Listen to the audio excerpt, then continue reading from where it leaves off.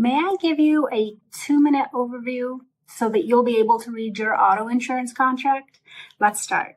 Liability is how you cover other people and their vehicle if it's your fault in an accident. So it starts with bodily injury, and that's 2 numbers. The first number is one person's medical injuries. The second number is everybody who might have been involved. The third number is going to be property damage liability. It's how you repair their property, so a vehicle offense, whatever was damaged. The next set of numbers is going to be medical, and that's going to be for you and the people in your car. Somebody shuts a finger in a door or rolls an ankle getting out of your car, any kind of medical that might be necessary, that would be covered under that number. Next, you're going to have uninsured and underinsured motorist coverage. These coverages are to cover you and the people in your car if the other party who is at fault doesn't have any insurance or not enough insurance. That way you can still get yourselves taken care of.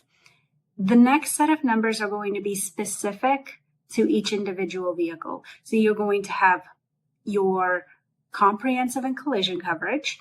Those have deductibles if you want the insurance company to take care of damage to your car. So comprehensive is those non-moving incidences.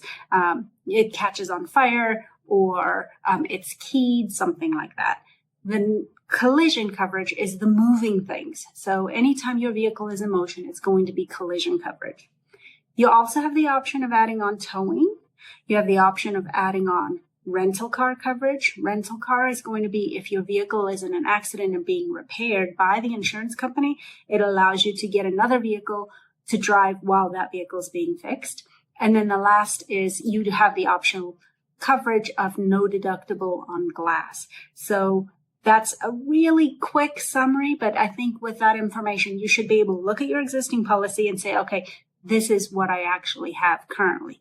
Hopefully that's helpful. Have a good day.